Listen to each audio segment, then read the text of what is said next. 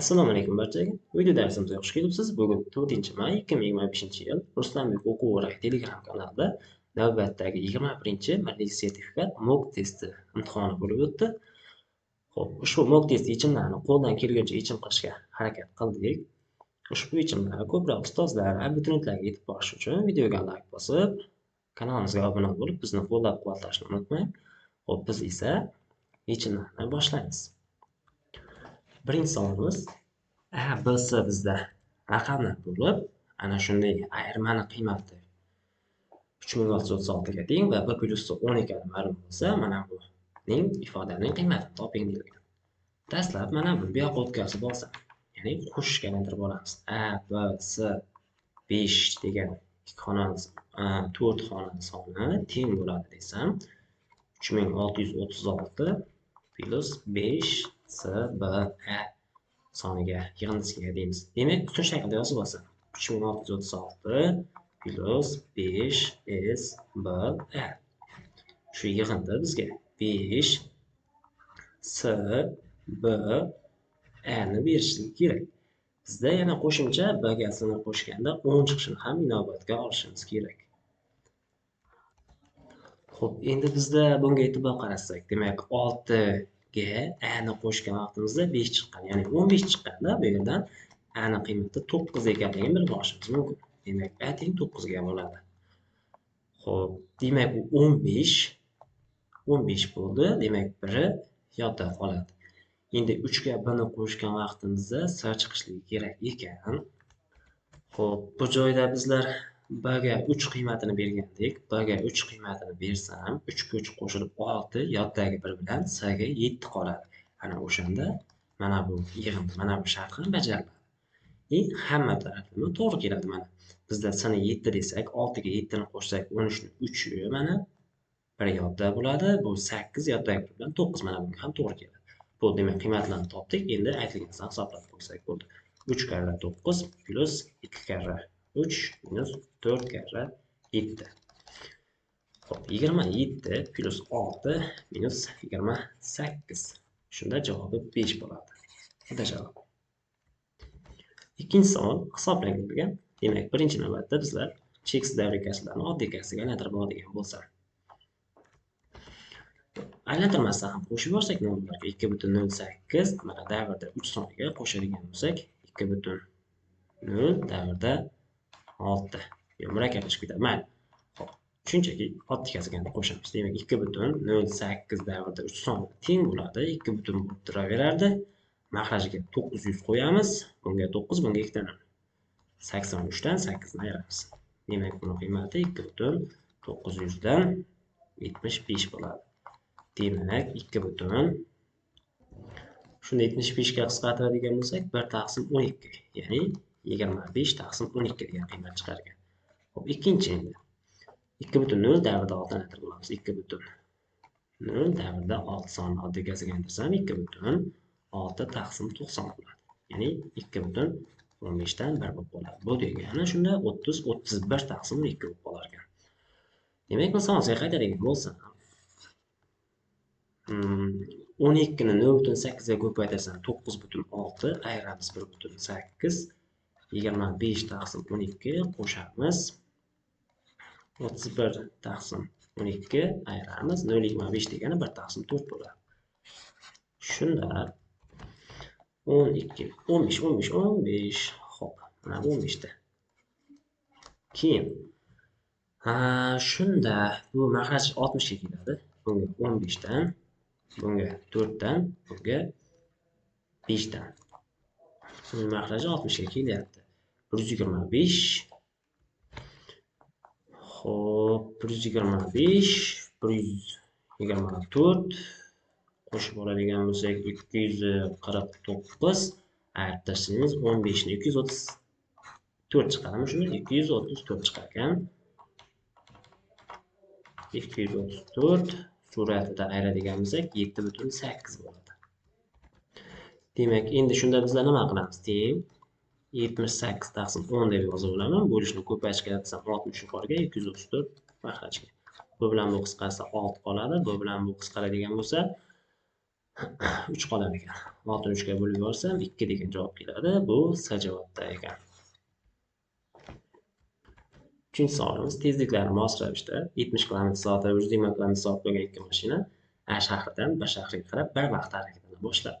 Demak, ikkita mashina mana bu joydan bitta joyda harakat boshlagan ekan. Lekin tezkor mashina o'zi ikkinchi 70 km/soat bilan kelayotgan mashina mana bu yo'lga kelaman deguncha u mana bu yo'lni borib yana shu joyga qaytib ulgurdi-da. Xo'p, demak bu yo'lni uzunligi aniq x deb olamiz, bu yo'l aniq y bo'ladi. Endi x degan yo'lni kim yurayapti? Mana bu sekin yuradigan mashina, ya'ni 70 km/soat tezlikda yuradigan mashina. Yo'lni formulasi bizda v ko'payganda, to'g'rimi? Tezlik ko'paygan vaqt. Endi tezligini 70 deyman. Qancha vaqt ketdi? 100% aniqlik bilan t vaqt ketdi deb olsak bo'ladi. Xo'p, endi ikkinchi mashina yurgan yo'li bu ikkinchi mashina bitta x ni yurdi, mana boryapti, x ni yurdi, y ni yurdi, yana y ni yurdi. Ya'ni x + 2y yurdi. X + 2y yo'lni yurdi va u qancha vaqt? 120 degan tezlik bilan t vaqtda sistema qilamiz. Sistemani x joyiga qo'yib yuborsak, x ni joyiga 70 ta qo'yaman. Plus 2 ta y tengligimiz 120 taga buni 2 ta y 50 ta bo'ladi. Y ni qiymatini hisoblaydigan bo'lsam 25 ta bo'ladi. Bizdan a taqsim b so'ralgan. A taqsim b.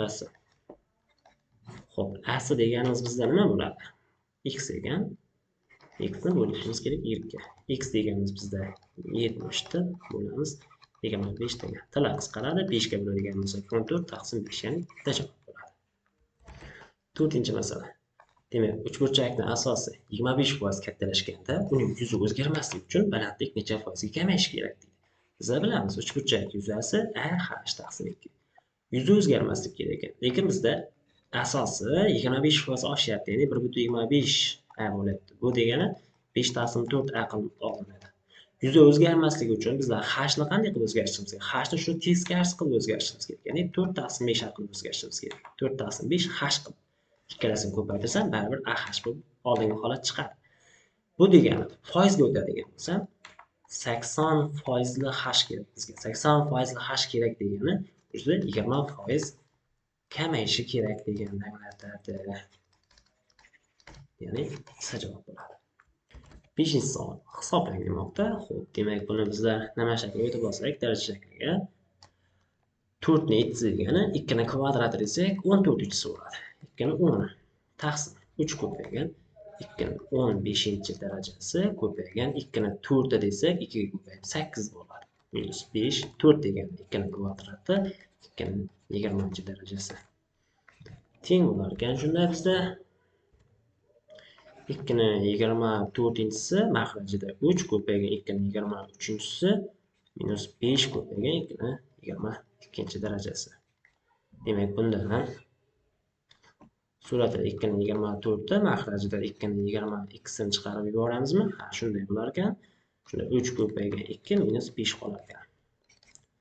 Endi bu 3 ni 22-si 2 ni 22-si bilan qisqarsa 2 ni 2-si, ya'ni 4 qoladi. Mahrajida 3 karra 2 6, 6 5 desam 1. 4 ni 1 ga desam 4 degan javob chiqar ekan. Demak, to'g'ri javob B. 6-savol irratsional qutqaring demoqda.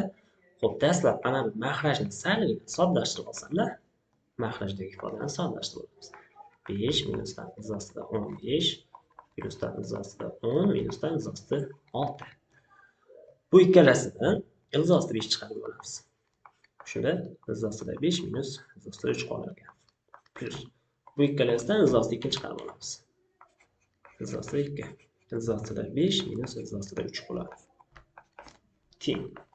Endi izosida 5 minus izosida 3 ni chiqarib oladigan bo'lsam, bunda izosida 5 plyusdan izosida 2 degan qiymat qolib ketar ekan. Xo'p, demak, masalamizga qaytamiz mana. Davomini bu yoqda deb olamiz.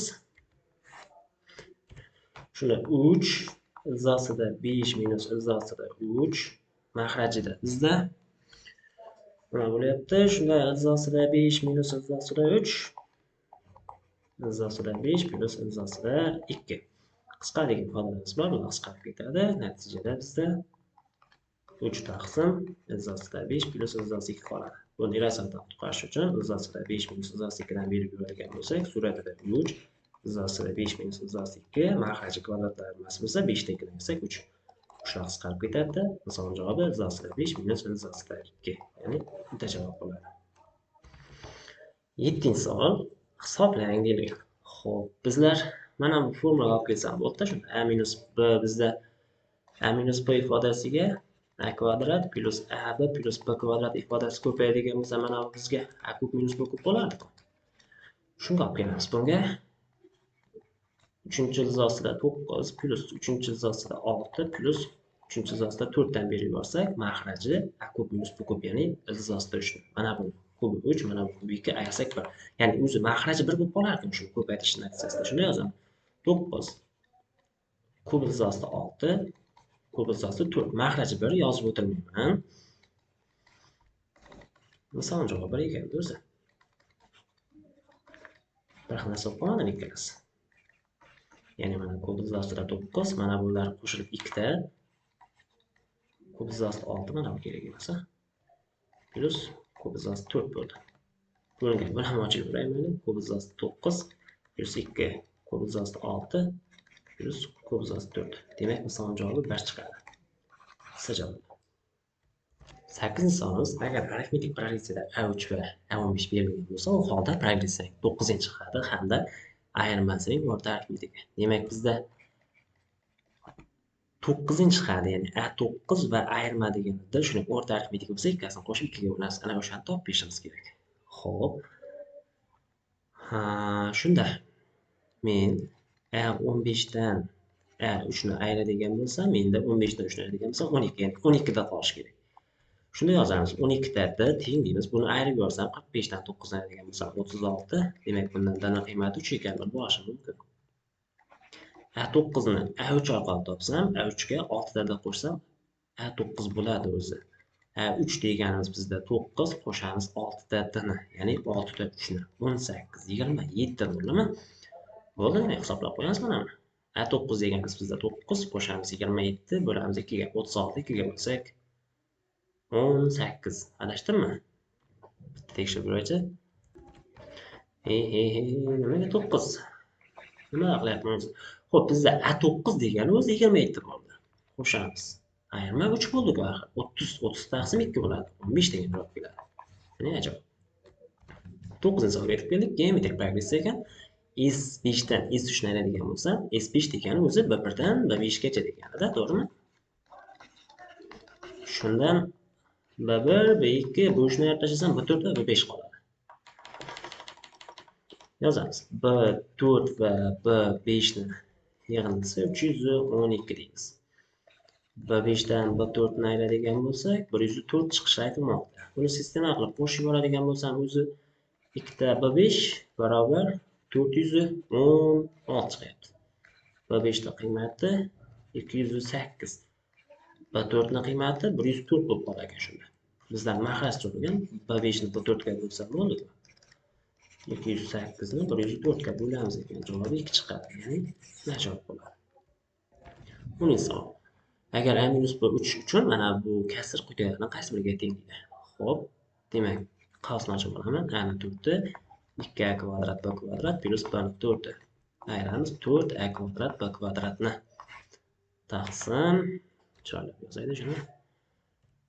A kvadrat minus b kvadrat bo'ldi, demak. Suratida a ni 4 minus 2a kvadrat b kvadrat qolar ekan, plus b ni 4 taqsim a kvadrat minus b kvadrat. Demak, surat qavs kvadratiga kelib qoldi. A kvadrat minus b kvadratni qavs kvadrati taqsim yana a kvadrat minus b kvadrat. Bundan a kvadrat minus b kvadrat qolar ekan, 12 ta qavsga ajratsak a minus b, a plus b. A minus b ni joyiga 3 qo'yaman. Endi a plus b yozuvini esa a minus b plus 2b deb yozib beraman. Baribir a minus b bo'ladi. Teng 3 ko'paygan a minus b joyiga yana 3 qo'yaman. Plus 2b deyman. Buni qavsni ochsam 9 plus 6b degan javob keladi. Ya'ni C javob. 11-savol. Ifodani soddalashtiring degan. Demak, birinchi mana buni hisoblab olsam, 1 taqsim a ni chiqarib qo'ysam a minus 1 minus 1 taqsim a minus 1. Bu yoqqa adan maxraj beradigan bo'lsak, 1 minus a taqsim a minus 1. Shunda bular qisqarib ketadi, lekin minus 1 qoladi. Demak, minus 1 taqsim a chiqar ekan. Ikkinchi ish. 2a taqsim a kvadrat minus 4 ifodasini bo'lamiz minus 1 taqsim a ga. Bundan yo'q, nimaga bo'lamiz? Ko'paytiramiz. Ala qisqarib ketadi. Xo'p, shunda minus 2 taqsim a kvadrat minus 4 bo'lyapti. Uchinchi ish. 1 taqsim 2 a minus 2 ifodasiga qo'shishimiz kerak edi. Mana bundan chiqqan javobni, bunday javob chiqdi. Shunda baribir minus bo'lib ketadi. 2 taqsim a minus 2 a plus 2 deb ajratib yozib qo'yaman. Mahrajaga keltirsam, bu yoqqa a plus 2 dan, bu yoqqa 2 dan. Shunda a plus 2 minus 4 2 a minus 2 a plus 2. Nima bo'lishi? Suratida a minus 2 bo'ldi. Pastda 2 a minus 2 a plus 2. A minus 2 lar qisqarib ketyapti. Natijada 1 taqsim 2a plus 4 qolyapti. 1 taqsim 2a plus 4. Ya'ni C javob. Xo'p, 12-savolga yetib keldik. Bizda arctangiz 1 taqsim 2 plus arctangiz 1 taqsim 3 qiymati hisoblanmoqda. Endi bu arctangiz 1 taqsim 2 degani bizda belgilab olamiz. Alfa, aniq alfa gradus, bu esa aniq beta gradus. Bundan kelib chiqadiki, tangens alfaning qiymati 1 taqsim 2 va tangens betaning qiymatini 1 taqsim 3 ekanligini bilib olamiz. Endi buni qiymatini x ekanligi ma'lum. Ikkala tomonni tangenslab yuboramiz. Shu joyga yozmaydi shuni. Bu yoqqa tangenslab yuboramiz deyman. Tangenslasam tangens alfa plus beta bo'ladi. Teng deymiz tangens x ga. Yoyib yuboramiz. Tangens alfa plus tangens beta taqsim 1 minus tangens alfa ko'paygan tangens beta. Teng tangens x ga.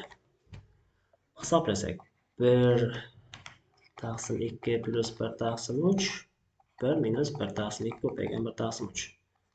Teng tangens x ga. Bundan tangens x qiymati 1, bundan x ning qiymati pi taqsim 4 gradus ekanligini bilib olishimiz mumkin. To'g'ri javob B.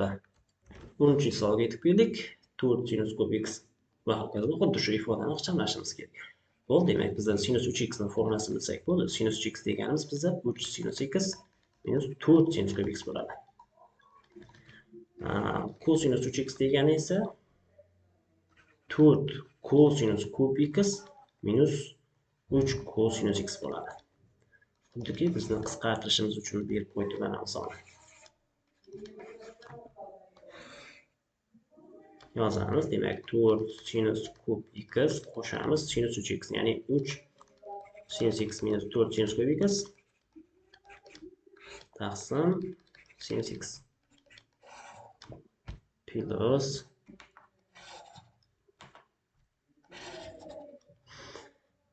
4 cosinus kub x, mana bunga minus ta'sir qildiradigan bo'lsa, minus 4 cosinus kub x plus 3 cosinus x bo'lib qoladi.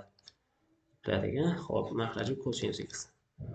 Shunda qisqaradiganlarni qisqartib yuborsam, nima qolyapti bizda? 3 sinus x taqsim sinus x qolyapti. Plus 3 cosinus x taqsim cosinus x qolyapti. Bu degani 3 qo'shib 3 degani. Ya'ni javobi 6 bo'ladi. Da javob. 14-savol. Tenglamaning 0,1 oraliqdagi ildizi x 0 ga teng bo'lsa, 9 ning x 0-darajasini hisoblang deydi. Xo'p, endi biz buni bunday qilib yozib olamiz. 27 ni 3 ni 3x deymiz. Minus 2 ko'paygan 3 ni 2x ko'paygan 3 deb yozib olamiz. Plus 11 ko'paygan 3 ni x minus 6 teng 0. 3 ni x ni a deb belgilab olsam, a kub bo'ladi. Minus 6a kvadrat plusdan 11a minus 6 teng 0 degan tenglama chiqadi. Xo'p, demak buni bunday qilib yozib olaman. A kub minus 2a kvadrat desam, ya'ni minus 4a kvadrat deyman. Shunda minus 6a kvadrat qaytadi. Minus 4a kvadratning yoniga plus 8a deyman. Plus 3a minus 6 desam, bo'ldi, ko'paytirishga ajraladi. A kvadratni chiqarsam a minus 2, minus 4a ni chiqarsam a minus 2, plus 3 ni chiqarsam yana a minus 2 teng 0 bo'lishga o'tadi. Endi a minus 2 ni chiqarib olamiz. A kvadrat minus 4a plus 3 teng 0. Bunda a teng 2, a teng 1, a teng 3 chiqadi. Bo'ldi, demak 3 ni x teng 2 deydigan bo'lsam, x teng bo'ladi logaritm cho'sizga ko'ra 2 deb olamiz. Keyin 3 ni x-inchi darajasi 1 deydigan bo'lsak, x ning qiymati 0. 3 ni x teng 3 deydigan bo'lsak, x ning qiymati 1. 0,1 mana bu qiymat 0,1 oraliqqa tegishli. Bizda 9 ni Boshqa rang yozamaydi. 9 ni darajasida logaritm uchastkada 2 ni so'ramoqda. Buni 2 ni logaritm uchastkada 9 deb yoramiz. Ya'ni 2 ni kvadrati bu 4 bo'ladi. Ya'ni bitta javob. 15-savol. Tenglamani haqiqiy ildizlar ko'paytmasini toping. Agar u bitta bo'lsa, o'sha ildizni toping deydi. 49 ni bizlar nima deymiz? 7 ni kvadrati deymiz. 7 ni kvadrat desak, oldinga bir taqsimga ko'p chiqsa, mana ular qisqarib ketadi. Shunda logaritm 7 ko'ra x kvadrat qo'shilgan 5 ta x minus 50 ta 3 teng deymiz. Logaritm 7 ko'ra 4x plus 3 ga. Demak, x kvadrat plus 5x plus 53 teng deb olamiz 4x plus 3 ga. Bir tarafga yig'sak, x kvadrat plus x minus 56 teng 0. Buni x qiymati minus 8, x qiymati 7 chiqyapti. Endi ehtiyot bo'lmasak bo'lmaydi. Baribir aniqlash sohaga qaraymiz. Logaritm ildiz masalalar misollar bo'lsa qarash kerak.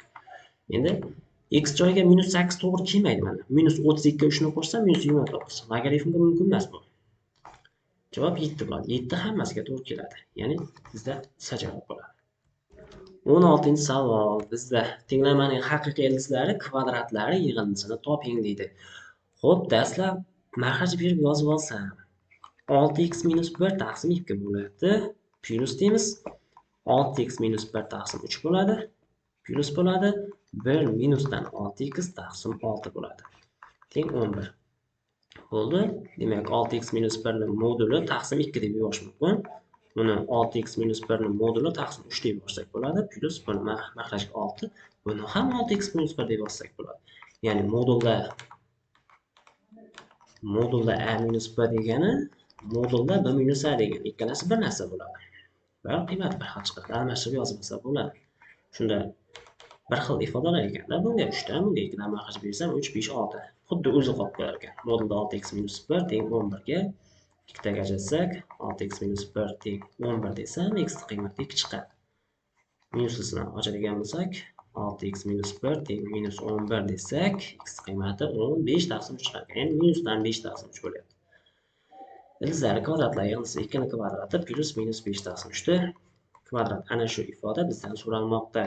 Shunda 4 qo'shilgan 25 taqsim 9. 36, 61 taqsim 9. Bizda javob. 17-savol. Tenglamaning haqiqiy ildizlari yig'indisini hisoblang. Agar u bitta bo'lsa, o'sha ildizni toping deydi.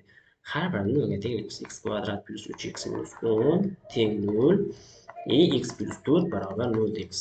Shunda x ning qiymati minus 5, x ning qiymati 2, x ning qiymati minus 4 chiqar ekan. Xo'p, endi mana bu minus 4 ildizdan chiqyapti, qanoatlantiradi. Bu joyda ham ehtiyotkor bo'lishadigan masalalarda 2 ham to'g'ri keladi. Ya'ni ildizni ichkarisi manfiy qilmaydigan sonlarni olamizda baribir. Xo'p, shunda menda mana bu minus 5 soni to'g'ri kelmaydi. Minus 5 ga 4 ni qo'shsak minus 1. Foydasi yo'q bu sonni. Demak, ildizlar yig'indisi 2 minus 4 bo'ladigan bo'lsa, minus 2. Javob chiqargan. Xo'p, 18-savolga yetib keldik. Xo'p. Tenglamani haqiqiy ildizlar yig'indisini hisoblang. Agar u bitta bo'lsa, o'sha ildizni toping deydi. X kub minus 2 maytni yo'lmas o'zi. Mana bu narsa bo'ladi-ku, mana bu ikkasini ko'paytmasi. Shunda o'zi maxraj kelib turibdi ekanda, bu yoqqa x minus 3 dan, bu tarafga x kvadrat plus 3x plus 9 dan. X minus 3 teng emas 0 desam, x 3 bo'lmaydi ekan. Bu demak 6x qo'shamiz 9 ni, qo'shamiz 2x kvadrat minus 6x ni. X kvadrat plus 3x plus 9. Bir tarafga yig'sak x kvadrat bo'lib qoladi. 6x lar ketyapti. Minus 3x bo'lyapti. Ketyapti. Buni x teng 0, x teng 3 chiqadi. Bizlar salom aytganmiz, 3 yechim emas. Bizda faqatgina yechim 0 ni o'zi bo'lib qoladi. Shunda bitta javob chiqadi. 19-savol. Tengsizlikni butun yechimlari yig'indisini hisoblang dedi. Xo'p, sonliqni chizamiz. Ya'ni bizlar ildizdan tashqari ifodalarni oraliqqa qo'yib, plus minusini aniqlab chiqamiz. Ya'ni 1, mana buni ildizi 1, mana buni ildizi 6. Oraliqqa qo'yamiz. Bu yoqda minus, bu yoqda plus, bu yoqda minus. Bizga musbat oraliqda yechim bo'ladi. Endi ildiz uchun aniqlashni olib qo'ysam bo'ldi. Asli birinchi olishimiz kerak-da. X kvadrat minus 9 kattaga teng 0 degan bo'lsam, bu minus 3 dan kichkina va plus 3 dan katta sonlarni o'z ichiga oladi. Endi yechimni aniqlanish sohasini kestiramiz. Shu joyda kestirib ketaman. Mana bu aniqlanish sohasini qizildan izlayapman. Aniqlanish sohasiga ko'ra yechim minus 3 ni bu tarafda yoki 3 ni bu tarafda bo'lishi kerak edi. Va bizda yechim 3 dan 6 gacha chiqdi. Endi e'tibor qarasak, minus 3 aniqlanish sohadagi son, u yechim bo'la oladi. Ya'ni minus 3 ni qo'ysak, mana bu 0 chiqqandan keyin mana bu tenglik sharti bajarib ketiladi. Shuning uchun shunga e'tibor berishimiz kerak. Endi butun yechimlar yig'indisi minus 3 qo'shamiz 3 qo'shamiz 4 5 6 15 chiqar ekan. Javob. 20-savolga yetib keldik. Xo'p, endi 20-savolimizda quyidagi funksiyalardan nechtasi juft demoqda? 20-savol quyidagi funksiyalar nechtasi juft deydi? Xo'p, demak, x larning joyiga minus x qo'yib ko'ramiz. Lg deymiz, cosinus minus x. Demak, cosinus minusni yo'q qilib yuboradi. Lg cosinus x ni o'zi qaytib keladi va bu albatta juft funksiya ekan. Ya'ni juft. Ikkinchisiga x lar joyiga minus x qo'yib chiqamiz. Ya'ni minus x ko'paygan 2 ni minusdan minus x kvadrati deymiz. Bu minusdan x ko'paygan 2 ni minus x kvadrati bo'ladi. Ya'ni o'zining manfiy qiymati chiqdi. Demak, bu tog' funksiya hisoblanadi. Uchinchisi x joyiga minus x qo'yapman. 3 ni minus x minus 3 ni shunda plus x bo'lib ketar ekan, taqsim 2 ekan. Bu minusni chiqarsam 3 ni x minus 3 ni minus x taqsim 2. Ha, o'zini manfiylashtirdi. Demak, bu tog' funksiya. To'rtinchisi x joyiga minus x qo'yib ko'ramiz. Minus x to'g'ri qo'yib ketaman. Video vaqt sal qisqaroq bo'lishligi uchun bunga minus x qo'ysam minus x ko'p bo'ladi. Endi bunga minus qo'ysam sinus minusni oldiga chiqaradi. Shuning uchun plus sinus 2x deyman. Bunga minus qo'ysam chiqadi, minus sinus 2x bo'ladi va minus x deymiz. Endi suratidan minusni chiqarsam, x ni kubi minus sinus 2x bo'ladi. Taqsim maxrajidan minus chiqarsam, sinus 2x plus x bo'ladi. Minuslar qisqarib ketar ekan, shunda x ni kubi ayrilgan sinus 2x taqsim sinus 2x plus x ekan. Qarasak, xuddi o'zi chiqyapti. Demak, bu ham juft ekan. Nechta funksiya deyapti? Demak, ikkitasi bo'ladi. To'g'ri javob B. 21-savol aniq integralni hisoblang deydi. Shunda bizlar bunday qilamiz. Minus 1 dan deymiz. Mana bu modulni ichkarisini 0 ga tenglasak, x ga 0 degan javob keladi. Minus 1 dan 0 gacha integralni bo'laklab olaman va 0 dan 1 gacha deb ikkita integral yozdim. Endi minus 1 va 0 oralig'ida modul manfiyda ochilgani uchun minus x plus x deymiz. dx bo'ladi. Plus endi 0 bir oralig'ida modul musbatdan ochiladi. x plus x dx bo'lib qoladi. Teng. Birinchisi mana buni qiymati 0 ga aylanib ketgani uchun u umumiy hisobda 0 bo'lib ketadi. Ikkinchi integralimiz qoladi faqat 0 dan 1 gacha. X osti 2x dx bo'ladi. Boshlang'ich oladigan bo'lsak, bu 2x ni 1 taqsim ikkinchisi bo'lsa, darajaga 1 qo'shadigan bo'lsam, 3 taqsim ikkinchisi bo'lamiz 3 taqsim 2 ga. Mana bu 2x dan hosil olganda 2 chiqishi inobatga olgan holda yana 2 ga bo'lib ketgan bo'lishimiz kerak. 0 dan 1 gacha. Qisqaryapti bular. 3 qolyapti shunda. Xo'p, bu degani ildiz ostida 2x ni kubi taqsim 3 deyman. 0 dan 1 gacha deyman. 1 qo'yadigan bo'lsam, ildiz osti 8 taqsim 3 0 qo'ysam 0 bo'lib ketadi. Demak, bu 2 ildiz ostida 2 taqsim 3 degan. To'g'ri javob B varianti. 22-savol funksiyaning hosilasiga 0 qo'yib berishimiz kerak. Demak, f'(x) teng deymiz.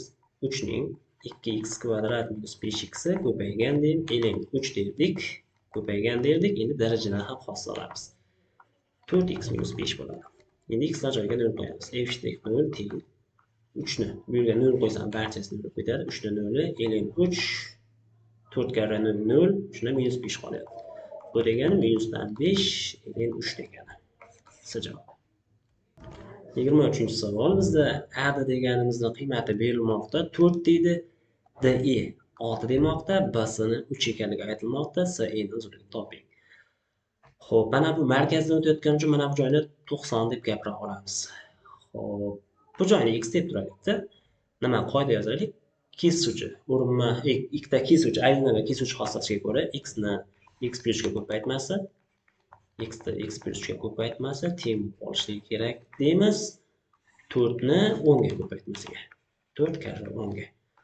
X kvadrat plus 3x minus 40 teng 0 deydigan bo'lsam, x teng 5 chiqar ekan. X teng 5 chiqyapti.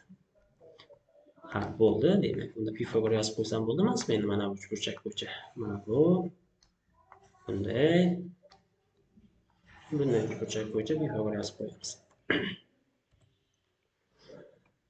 Ha, Pifagor yozish mana bu qiymat kerakda. Bo'ldi, uni ham topdik.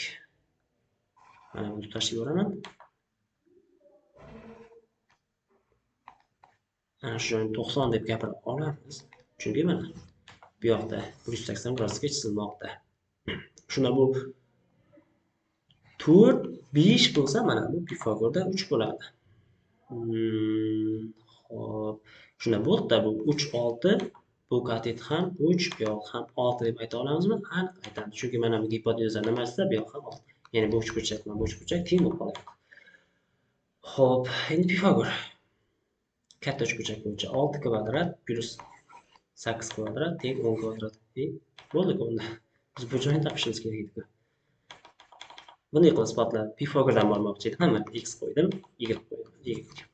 Pifagor y kvadrat plus 8 kvadrat teng 10 kvadrat. Mana buni umuman keraksiz ham bo'lmaydi ekan. Y teng 6. Bo'ldi, javob B. 24-savol teng yonli ABC uchburchakda. Xo'p, bizda teng yonli uchburchak ekan, teng yonli o'xshab chizadigan mayli. A bilan BC teng ekan va har biri 7 dan ekan. Xo'p, A'si 5 ekan. Bizda AN va CN bisektrisi o'tkazishimiz kerak. Bisektrisi o'tkazamiz. Mana bundan bisektrisi o'tyapti. Burchak tengga bo'lib chiqdik deb tasavvur qilamiz. Mana bunda ham burchakni tengga bo'lib chiqamiz.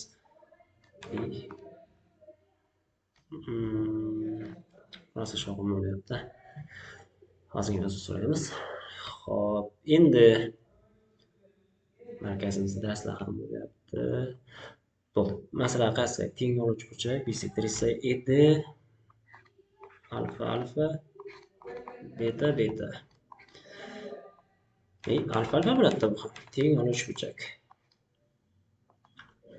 Bizdan so'ramoqdaki, mana bu MN kesma uzunligi. Qaysi M, qaysi N edi? Mana bu N edi, bu CM edi. Xo'p. Xo'p. Bizda nima qilamiz? Bisektrisa xossasiga ko'ra, mana bu 5 mi? Bu yerga 5 M deymiz. Mana bu 7 mi? Mana bu yerga 7 deb yozib olamiz. Boshqa rangda yozaylik shuni. Nimaga o'raymiz kelmayapti? 5M, bu yog'ini 7M deymiz. Shunda bizda 12 ta M ni qiymati ham kerak emas. Bu yerga x desam bo'ldi. Endi o'xshashlikka qo'yaman. Mana bu uchburchak o'xshash bo'lib qoladi mana bu uchburchakka. Chunki mana bu chiziq asosga parallel ravishda o'tadi. Ya'ni bu yoq ham xuddi shunday 7 ga 5 nisbatda bo'linadi. Mana bu nisbat teng, mana bu nisbat teng bo'lsa parallel, falesga ko'ra. Parallel gapirish mumkin, 100% ishonch bilan. Mana bu uchburchak o'xshash bo'ladi katta uchburchakka. O'xshashlikka qo'yamiz. 7m ni x ga nisbati teng bo'ladi 12 ta m ni 5 ga nisbatiga. 7m x ga 12 ta m ni 5 ga deymiz. Shunda x ni qiymati topadigan bo'lsam 35 taqsim 12. Bu degani 2,12 dan 24 bo'lsa 35 bo'lishi mumkin. Ya'ni javob. Xorazm Ilm-ziyo 2018 yil variantida bor edi. Adashmasam, xuddi savollar. 25-savolga yetib keldik. Bizda funksiyaning qiymatlar sohasiga nechta butun son tegishli deydi. Xo'p, bizda y teng a sinus kx plus b kosinus kx minus ham bo'lishi mumkin. Ifodani qiymatlar sohasi, ya'ni y minusdan izohda a kvadrat plus b kvadratdan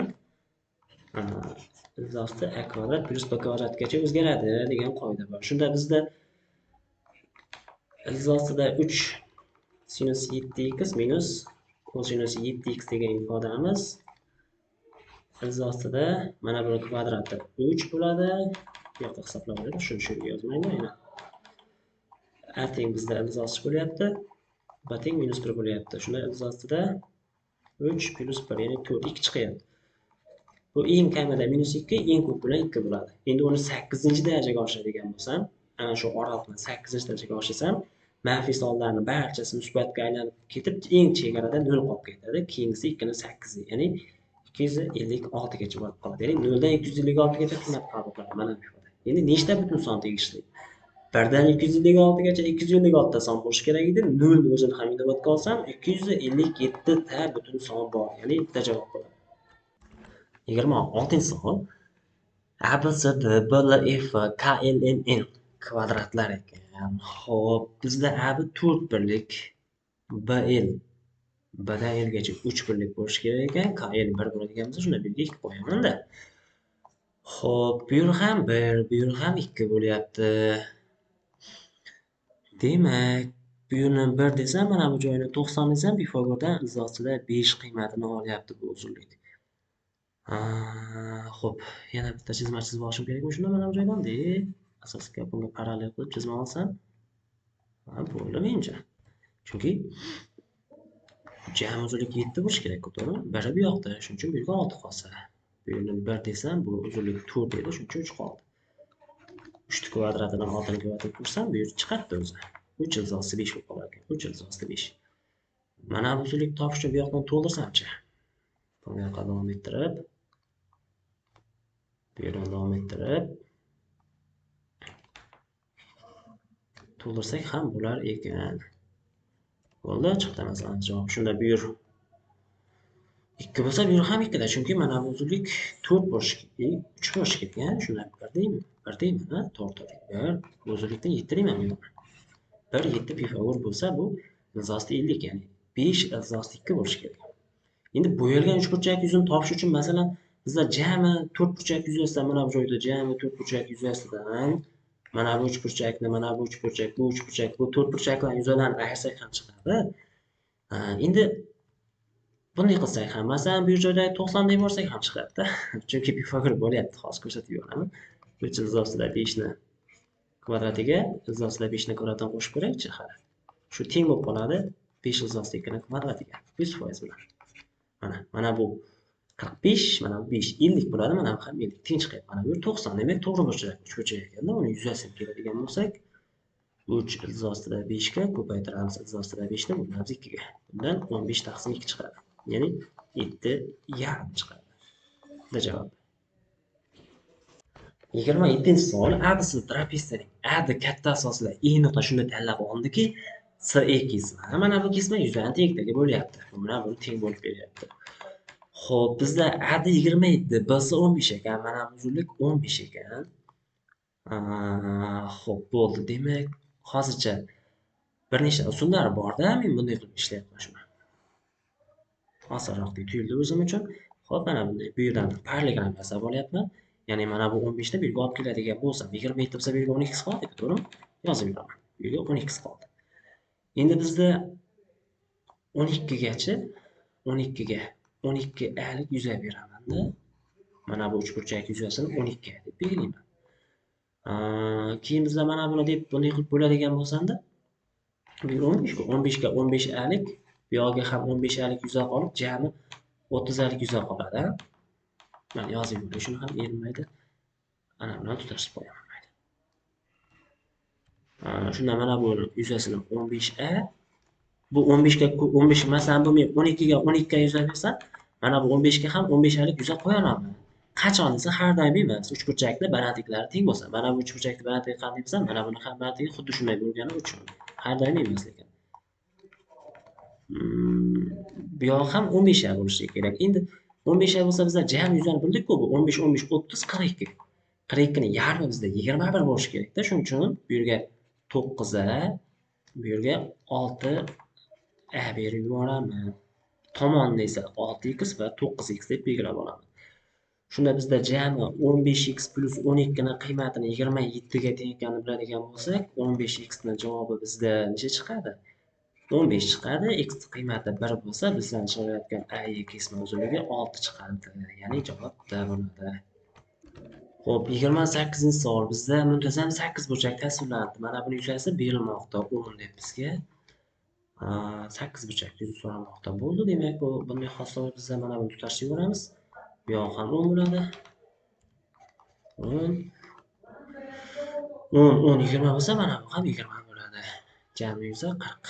Ya'ni bizlar S, A, B, C, D, E, F, G, H teng 40 bo'ladi.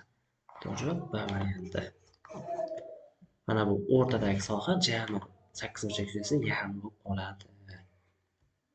29-savol. ABC muntazam uchburchak tomonlarida demak nuqtalar ko'rsatilmoqda. Demak, hamma chizmada bor ekan, juda o'qib o'tirmayman. BA ko'paygan DE vektor hisoblangan. Demak, bizlar BA vektorini uzunligiga ko'paytirishimiz kerak. DE vektorini uzunligini ko'paytiramiz kosinus alfaga. Kosinus alfa nima? Ikkita vektor orasidagi burchak. BA vektorini ko'rsatamiz. Hozir mana bu B'dan A'ga yo'nalgan vektor kerak ekan bizga.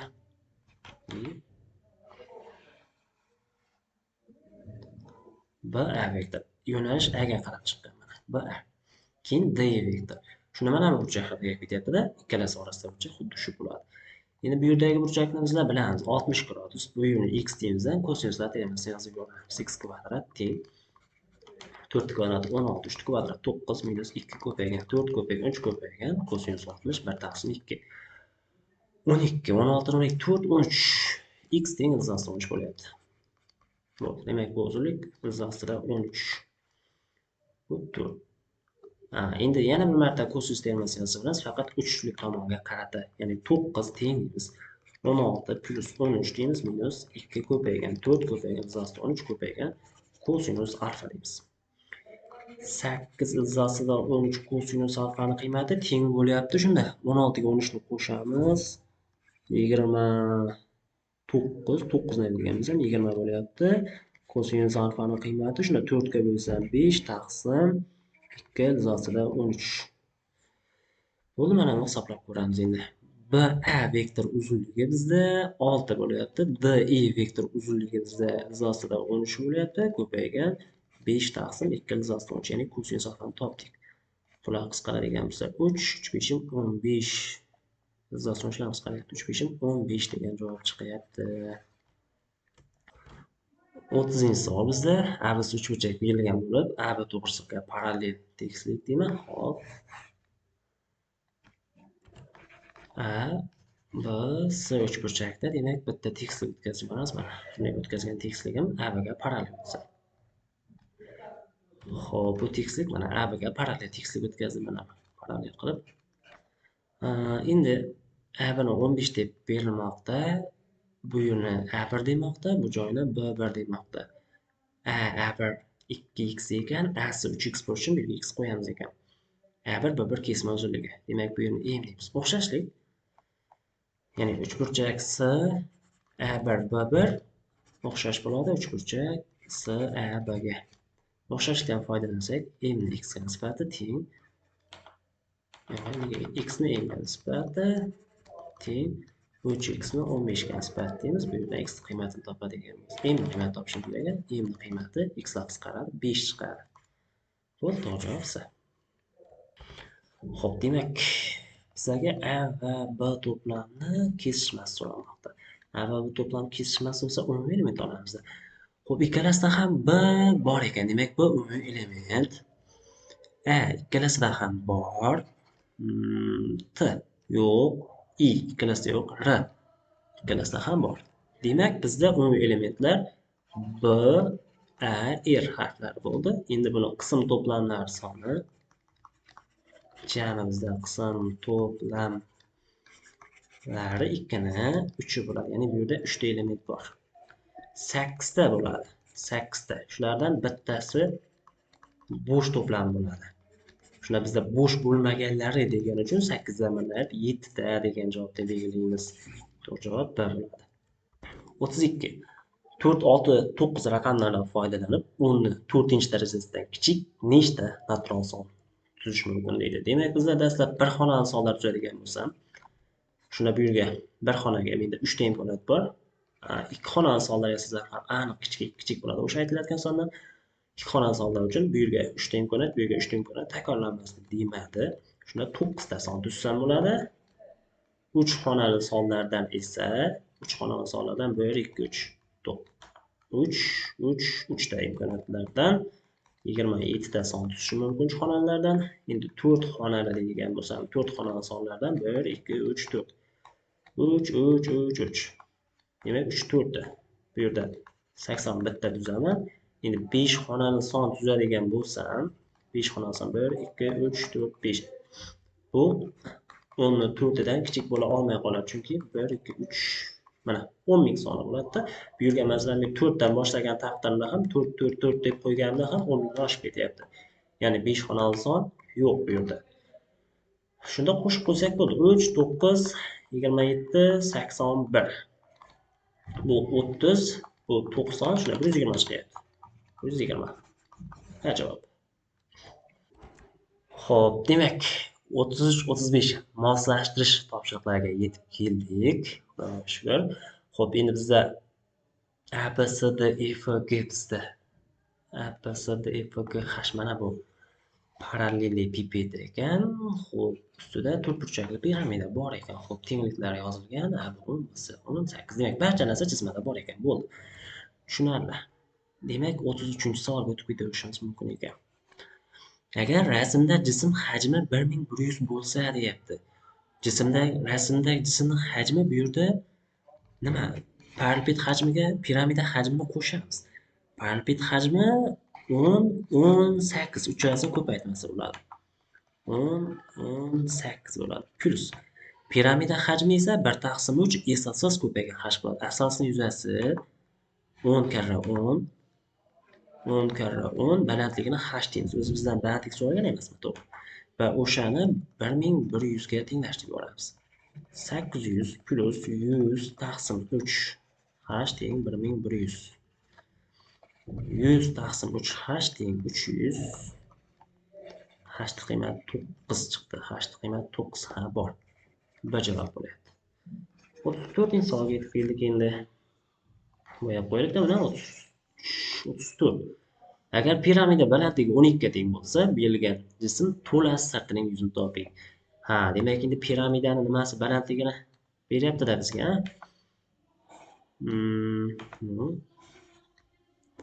Endi sal shunday chizamiz endi ko'rinishi uchun bizga. Bo'lmasa balandlik bo'lmay qoladi-da, sal chizmaga. Ko'rinarli bo'lish uchun. Piramidaning balandligini 12 deb oling deyapti. To'la sirti. Endi berilgan jismni to'la sirti deydigan bo'lsa, mana bu piramidani yon sirtiga mana buni yon sirtdan qo'shib qo'yamiz, prizmani. Piramidani yon sirti uchun bizga apofemasi kerak, ya'ni yon yog'ini balandligi kerak bo'ladi. Shuning uchun bu yerdan balandlik tushiryapman. Endi bu 10 ni yarmi 5 bo'ladi. 5 12 10 ekanda. Endi S yon bizda piramida uchun yon sirti asosini perimetriga apofema, ya'ni yon yog' balandligi ko'paytirib 2 ga bo'lamiz. Agar bizga prizmani yon sirti kerak bo'lsa, P asos ko'paygan H bo'ladi, balandligi bo'ladi. Bu demak S to'la, ya'ni jism to'la sirtida piramidani yon sirtiga prizmani yon sirtini qo'shamiz va yana bitta asos qo'shib qo'yamiz. Hozir aytib o'taman. Demak, asosini piramidani asosini perimetri 40 bo'ladi. Apofema 13 bo'lamiz 2 ga.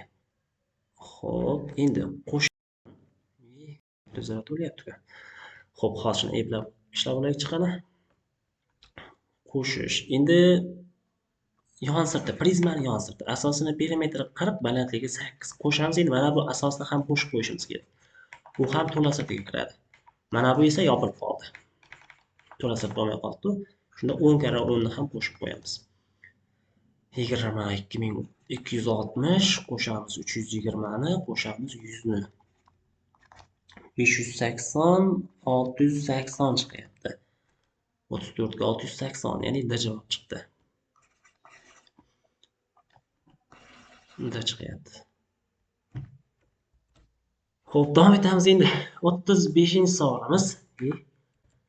35 da aytilmoqdaki, piramidaning barcha qirralari asos tekisligi bilan shunday burchak tashkil qilsa, jism hajmini toping. Xo'p, shunda piramidani qaytadan chizib olamiz. Xo'p, mana 35 piramida yasab oldik. Endi shu piramida barcha qirralari deyapti bizda.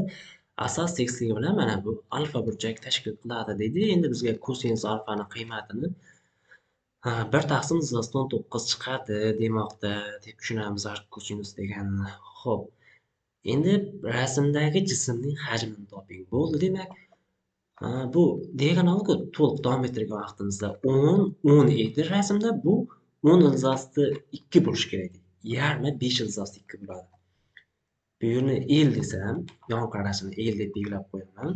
Bizda kosinus alfa deganim o'zi 5 ilzosida 2 ni elga nisbati o'sha 1 taqsim ilzos 19 chiqyapti. Bu yerda elning qiymati 5 ilzosida 38 chiqar ekan. Endi buni bizlar h deb o'ylaymiz, h deb olamiz va Pifagor yozamiz. H kvadrat plus mana buni kvadrati bizda 50 bo'ladi, teng bo'lishi kerak buni kvadratiga. 25 ko'paygan 38 bo'lib ketadimi? Xo'p, 50 19 0 45 4 yoqda 950 bo'lyapti. 950 h teng h kvadrat teng 900, h qiymatini 30 deb olamiz. Endi rasmdagi jismning hajmini va teng. Demak, hajm bo'lganda mana buni hajmiga, ya'ni 8 ga qo'shamiz. Piramidaning hajmi 1 taqsim 3 s asos. Asosning yuzasi 10 karra 10, balandligi 30 bo'lyapti. 800 qo'shamiz. Bu 1000 bo'lar ekan. Shunda 1800 degan javob bo'lishi kerak. 1800. Ya'ni F javob bo'ladi. F. Xo'p, mana. Demak, yechimlar 35 gacha shular hisoblanadi. 36-savol. Tenglama berilgan. Xo'p, mana shart tenglama 2 3 bo'ldi. Bu grafikning misoli hisoblanadi. Ya'ni bizda y deb berilmoq, y deb, ya'ni buni y1, buni y2 deb ishlab olamiz. Grafik usulida yechamiz. y1 modulda x kvadrat plus 2x minus 8 bo'ladi. Endi grafik yasaydigan bo'lsam, buni qanday qilib olaman? Buni ildizlari bitta ildizi minus 1, minus 2, minus 3, minus 4 ekan bitta ildizi, ikkinchi ildizi 1, 2 ekan. Parabola 3 x0 topadigan bo'lsam, xo'p, minus 1 ekan. Minus 1 ni qo'yadigan bo'lsam, necha chiqadi? 1 minus 9 chiqyapti modullar. Demak, mana bu joylarni mayli 9 deb olsam, mana bunday parabola. Asli bunday parabola bo'lishi kerak edi. Bunday parabola bo'lib ketish kerak edi. Modul bo'lgani uchun pastda qismi mana bunday qilib ag'darilib qoladi, nafiy qismi suratga chiqib ketadi. Yuqoriga chiqib ketadi. Bunday. Mana shunday parabola chiqarib grafiki. Endi y teng 3 chizig'i mana buni o'tadi.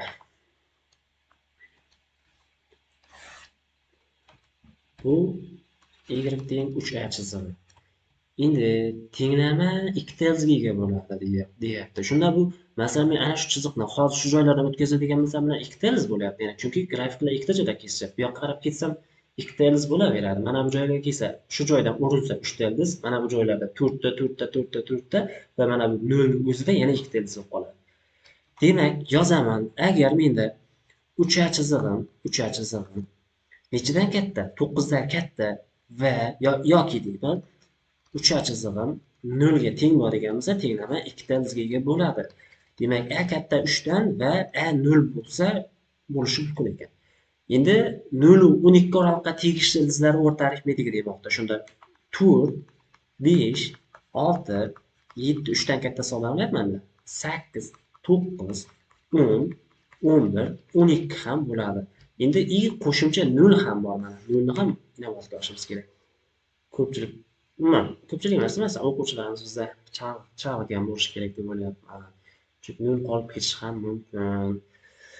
Xo'p, endi bo'lamiz, bu nechta son bo'lyapti bu yerda? 4 dan 12 gacha o'zi 9 10 ta son bo'ldi. Bularning yig'indisi 72 10 ga bo'lsam 7,2. Xo'p, endi bir sharti tenglama 4 ta yechimga ega bo'ladigan deyapti. 4 ta yechim bo'lishi uchun savolda aytganimizdek, mana bu chizig'im xuddiki 0 dan 9 gacha istalgan joyda o'tkazilsa bo'ladi. Demak, 0 u 9 oraliqda bo'lishi kerak deb qo'yamiz. Ya'ni 3a degan chizig'imiz 0 va 9 oraliqda bo'lsa bo'ldi. Demak, 3 ga bo'lsam 0, a 3. Shunda bu yerda a ning butun qiymatlari 1 va 2 nechta deyapti? 2 ta deb javob beramiz. 2 ta. Xo'p. Endi bitta savolim bor o'sha joyda. Buni 7 dan 2 deb yozib olay. Ertaga velosipedga testiga kirsak, xuddi shunday savol kelsa, ya'ni nechta ildizi bor desa 2 deb yozishimiz kerakmi yoki 2 ta debmi? Yoki ahamiyati yo'qmi? 2 deb kelsak ham, 2 ta deb yozib kelsak ham. Hozir shu savol meni so'nggi kunlarda juda qiynab yuribdi. Agar xabarlaringiz bo'lsa, kommentariyada yozib qoldirsangiz yaxshi bo'lardi. 37-chi savolga yetib keldik. Xo'p, tenglama. Xo'p, juda ajoyib tenglama berilgan ekan. Bizlar buni kosinus 2x nima qilib yozib olsak, kosinus kvadrat x minus sinus kvadrat x deymiz teng sinusdan kub x plyusdan kosinusdan kub x deymiz. Endi bir tarafga yig'amiz. Ya'ni kosinus kvadrat x ni yoniga minus kosinus kub x ni olib kelamiz. Teng deymiz. Sinus kub x yoniga sinus kvadrat x ni olib kelib yozaman. Endi bulardan kosinus kvadrat x ni chiqarib yuborsam 1 minus kosinus x bo'ladi. Teng bu yoqdan sinus kvadrat x ni chiqaradigan bo'lsam 1 plus sinus x bo'ladi. Joyini o'zgartirib yubordim. Endi kosinus kvadrat x ni men 1 minus sinus kvadrat desam bo'ladi-ku, to'g'rimi? 1 minus sinus kvadrat desam bo'ladi. Va uni ikkita men yozib qo'yay shuni. 1 minus sinus kvadrat x ko'paygan 1 minus kosinus x teng. Buni 1 minus kosinus kvadrat x deymiz, sinus kvadratni. Va 1 plus sinus x. Endi qisqartiramiz. Mana bu bilan mana bu qisqartirsak, bu joyda 1 minus sinus x qoladi. Bu bilan bu qisqarsa 1 plus kosinus x qoladi. Endi e'tiborli bo'lishimiz kerak shu joyda. Aslida hammasini bir tarafga yig'ib, umumiy ko'paytuvchilarni qavsdan chiqarib, har bir qavsni nolga tenglashimiz kerak edi. Shu joyda qisqartib kelsak ham bo'ladi, lekin o'sha qisqartirgan ifodani teng 0 deb olishimiz kerak. Ya'ni bizlar 1 plus sinus x ni qisqartirdik, teng 0 deb olaman. Keyin yana nimani qisqartirdim? 1 minus kosinus x ni qisqartirdim, teng 0 deb olaman. 3-chi navbatda qolgan ifodalarni hisoblayman. Bu joyda 1 plus sinus x qolyapti, 1 minus sinus x qolyapti, teng bo'ladi. Bu joyda 1 minus kosinus qisqarsa 1 plus kosinus x qolyapti. Bu joydan sinus x teng minus 1, x teng minus pi taqsim 2 plus 2 pi n bo'ladi. Bu joydan kosinus x ni qiymati 1, x ni qiymati 2 pi n bo'ladi. Bu joydan tangens sinus x teng minus kosinus x bo'ladi. Birlar qisqaryapti. Kosinusga bo'lsam tangens x teng minus 1. Bu joyda x ni qiymati minus pi taqsim 4 plus pi n bo'lyapti. Xo'p, a shartida aytadi bizga minus 2 pi plus pi taqsim 2 oraliqda nechta ildiziga ega deyapti. Bo'ldi, demak x1 ni tekshiramiz. 0 beradigan bo'lsa ham minus pi taqsim 2 ni o'zi chiqadi. 1 bersam 2 pi minus pi taqsim 2 oraliqdan chiqib ketadi. Minus 1 bersam minus 2 pi dan ham nariyoqqa o'tib ketadi. Bo'ldi, boshqa yo'q. x2 da, ya'ni mana buni x1 deyapman, mana buni x2 deyapman, mana buni x3 deyapman. Endi x2 dan tekshiraman. 0 bersam 0, 1 bersam 1, 0 bersam 0, 1 bersam 2 pi chiqib ketadi. Minus bersam minus 2 pi degan qiymat olishim mumkin mana bundan. Endi x3 dan qaysi qiymatlarni olamiz? x3 dan 0 bersak minus pi taqsim 4 olamiz. 1 beradigan bo'lsak pi minus pi taqsim 4 oraliqdan chiqib ketadi. Minus 1 bersam minus pi taqsim 4 minus pi bo'ladi. Bu oraliqqa tushadi. Bo'ldi, boshqa qiymat qolmadi. Nechta deyapti? Shunda 1, 2, 3, 4, 5 ta bo'lgan. Bo'yab qo'yay shuni. 1, 2, 3, 4, mana bu bilan hisoblab o'tirmadim. 5 ta ekan, aniqda. Bo'ldi. Demak, 5 ta. Ta qo'shimchasini qo'shib yozdim. Nima bo'lsa ham. Xo'p, endi b shartida oraliq o'zgaryapti, minus pi taqsim 2 yu 2 pi oralig'idagi barcha yechimlar yig'indisi. Xo'p, x1 tekshiramiz. 0 berganimda minus pi taqsim 2 bor. 1 bersam minus pi taqsim 2 plus 2 pi bor. 2 bersam bu boshqa yo'q. x2 da qaysi qiymatlar bor? 0 bergan vaqtimizda 0 bo'ladi, 1 bergan vaqtimizda 2 pi bo'ladi. x3 da qaysi qiymatlar bo'ladi? 0 bersak minus pi taqsim 4 bo'ladi. 1 bersak minus pi taqsim 4 plus pi bo'ladi. 2 bersak minus pi taqsim 4 plus 2 pi bo'ladi. Endi ularni yig'indisi deyapti. Yozib chiqamiz. Minus pi taqsim 2 minus pi taqsim 2 plus 2 pi 0 2 pi minus pi taqsim 4 minus pi taqsim 4 plus pi minus pi taqsim 4 plus 2pi bo'lyapti. Xo'p, endi minus pi taqsim 2 minus pi taqsim 2 minus pi bo'lib ketadi va plus pi bilan qisqarib ketar ekan. 2pi 2pi 2pi necha pi bo'ldi? 6 ta pi bo'ldi. 6 ta pi. Ular pi taqsim 4 lar 3 ta, ya'ni minus 3 pi taqsim 4 bo'ladi. Demak 24 21 pi taqsim 4 chiqyapti. 21 pi taqsim 4. Demak bu javob 21 pi taqsim 4 u 5 ta bo'lar ekan. Ajoyib savol ekan. 38-savol. fx haqiqiy qiymatli funksiya bo'lib x teng emas 0 uchun ana shu tenglik o'rnida deyapti. f2 f1 taqsim 2. Xo'p, bu dastlab x lar joyiga 2 qo'yib yuborsam f2 bo'ladi, plus bo'ladi. 2 dan 1 ayrsam 1 taqsim 2, ya'ni f1 taqsim 2 bo'ladi, teng 3 bo'lar ekan. Xo'p, endi x lar joyiga necha qo'yamiz ekan? 1 taqsim 2 qo'yib ko'raylikchi, nima bo'lar ekan qarang. Shunda f1 taqsim 2 plus 1 taqsim 2 dan 1 ni ayrsam minus 1 taqsim 2. 1 taqsim 2 bo'lsa minus 1. Ya'ni f1 minus 1 bo'lyapti. Barobar 1 taqsim 2 qo'ysam 3 taqsim 2 bo'ladi. F minus 1 ni yo'qotish endi x lar joyiga yana bitta minus 1 qo'yib qo'ya chiqadi. f1 minus 1 plus minus 1 qo'ysam minus 1 minus 1 minus 2 minus 1 qo'ysam 2. Bog'lanish bor ekan.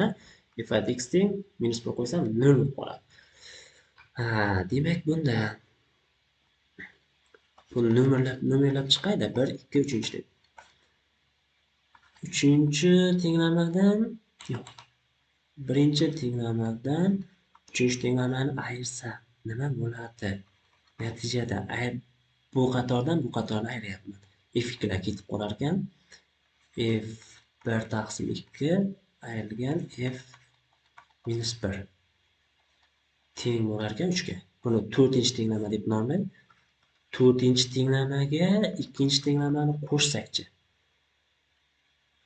Natijada 4-chi tenglama mana bu. 2-chi tenglama esa mana bu. Qo'shgan vaqtimda f minus bilan qisqaradi. Demak 2f 1 taqsim 2 4-chi tenglama bilan 2-chi tenglamani qo'shyapman. Mana bilan bo'yab qo'ydi. 1-chi, 2-chi, 3-chi bu 4-chi tenglama. 4-chi 2-chi qo'shsam 3 taqsim 2 plus 3 6 9 taqsim 2 bo'lyapti. f1 taqsim 2 teng 9 taqsim 4 bo'ldi. f1 dan buni javob chiqdi. 9 taqsim 4. Bo'ldi, shunda f2 ham chiqadi. f2 ning javobi teng nima? Mana bu joyga 9 taqsim 4 ni qo'yib bu yoqqa ayirib yuborsam bo'lamasmi? 3 dan 9 taqsim 4 ni ayirib 3 taqsim 4 chiqadi. 3 taqsim 4. Shunda buni javobi 3 taqsim 4 bo'lyapti. Buni javobi 9 taqsim 4 bo'lyapti. Bu joyga ham yozmadimmi?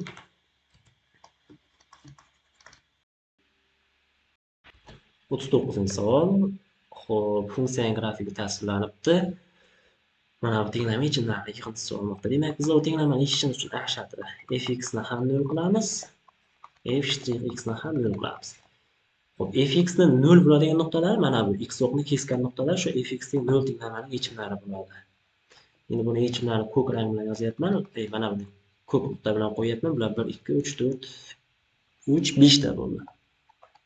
5 bo'ldi.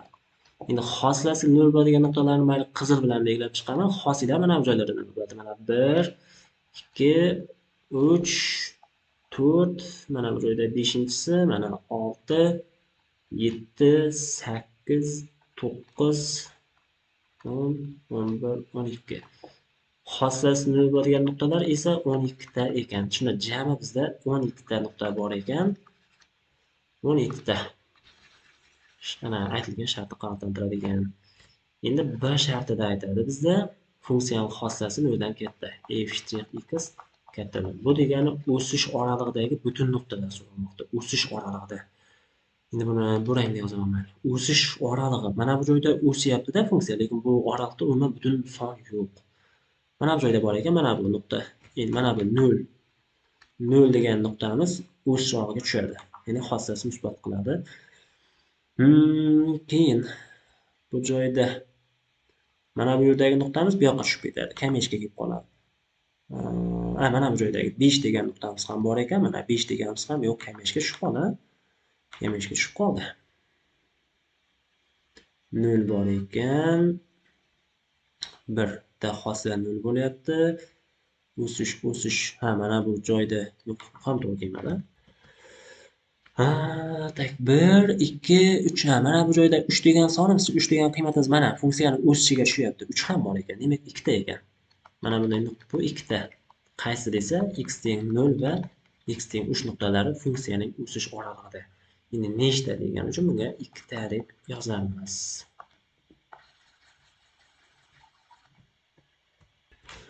Xo'p, 40-savol. Demak, parabola va to'g'ri chiziq grafiklar tasvirlanibdi. U a teng u b demoqda. Bular teng ekan. Ha, bu demak bular teng bo'ladigan bo'lsa, bu yerdagi burchak 45 gradus. Endi bu yerda bitta hiyla bor. Bizda to'g'ri chiziq va x o'q orasidagi burchak deb mana bu burchak olinadi. Ya'ni 135 gradus olinadi. Bizda masalan y teng mx plus n deyapti-ku, to'g'rimi? Mx plus n. Bu yerda burchak koeffitsiyenti n bo'lyapti. Burchak koeffitsiyent o'z navbatida tangens alfaga teng bo'ladi. Ya'ni tangens 135 ga teng bo'ladi. Minus 1. Shunda y barobar minus x plus n ko'rinishga keldi. Biza mana bu y o'qini kesgan nuqta o'zi o'sha n ni bildiradi. Ya'ni minus x plus 2 shaklida ekan bilib olishimiz mumkin. Bundan n minus 1, n ni esa 2 ekanligini anglab olishimiz mumkin. Xo'p, endi parabolaga keladigan bo'lsam, parabola uchi 2 0, ya'ni parabolada x nulavoyimiz bizda 2 bo'lyapti. Y nulavoyimiz esa, chunki mana bu uzunlik 2 bo'lgandan keyin mana bu nuqta ham 2 bo'ladi-da. Y nulavoyimiz esa 0 bo'lyapti. Shunda biz buni bunday qilib yozib olamiz-da. Y teng a x minus x nulavoyni kvadrati plus y nulavoy deb yozardik. Parabolani agar uchlari ma'lum bo'lsa, shunda a x minus 2 ni qavs kvadrati plus 0 deymiz. Endi x lar joyiga 0, y lar joyiga 2 qo'yamiz. Mana bu nuqtadan o'tadi. Xo'p, shunda 2 teng x joyiga 0 qo'ysam 4 bo'ladi. Bundan a ning qiymati 1 taqsim 2 ekanligi chiqadi. Shunda bizda uni y teng 1 taqsim 2 x minus 2 ni qavs kvadrat ekan parabolamiz. Buni ochib qo'yadigan bo'lsak, 1 taqsim 2 x kvadrat 4x bo'lsa, 1 taqsim 2 ko'paysa 2x plus 4 bo'lsa, 1 taqsim 2 ko'paysa 2 bo'lar ekan. Bo'ldi, demak, a ning qiymati 1 taqsim 2, b ning qiymati minus 2, s ning qiymati 2 ekanligini bilib oldik. Bularni ham bo'yab qo'yaman. Bu a bo'ldi, bu b bo'ldi, bu s. Bu yerda m, mana bu joyda m bor. Hisoblaymiz endi. A ga n ni ko'paytirishimiz kerak. 1 taqsim 2 ga 2 ni ko'paytiramiz. Plus b ni joyiga minus 2 qo'ydim. M ni joyiga minus 1 qo'ydim. Plus s ni joyiga 2 qo'ydim. Demak, 1 plusdan 2 plusdan 2 5 chiqyapti. Shunda misol javobi. Xo'p. Bir shartida bo'yalgan soha yuzini toping deydi. Bo'yalgan soha yuzini topishimiz uchun mana bu to'g'ri chiziq tagida qolgan yuzadan mana bu parabola tagida qolgan yuzani ayirib tashlashimiz kerak. Qisqacha qilib aytsak, s teng bo'ladi. Bir sharti uchun integral 0 dan 2 gacha deb olamiz. Mana birinchi chegara 0, ikkinchi chegara 2. 0 dan 2 gacha. Yuqori qismida to'g'ri chiziq bo'lsa, to'g'ri chiziqni tenglamasini bizlar minus x plus 2 deydik. To'g'ri chiziqdan parabolani ayirib tashlaymiz. 1 taqsim 2x kvadrat minus 2x plus 2 ni ayiramiz va o'sha ifodani integrallab yuborsam bo'ldi. Bizlar bo'yalgan soha yuzi keladi. Integral 0,2 ekronni yaqinlataylik. Minus 1 taqsim 2 x kvadrat plus x bo'ldi. Dx. Boshlanchi olamiz. Minusdan 1 taqsim 6 x ni kubi plus x ni kvadrat taqsim 2. 0,2. 2 qo'yadigan bo'lsam, minus 8 taqsim 6 plus 4 taqsim 2 bo'ladi. Shunda minus 4 taqsim 3 qo'shamiz 2 ni. Bundan 2 taqsim 3 degan qiymatga 0 qo'ysak, baribir 0 bo'lib ketyapti. 2 taqsim 3 degan javob bo'ladi bizda. Demak, yechim.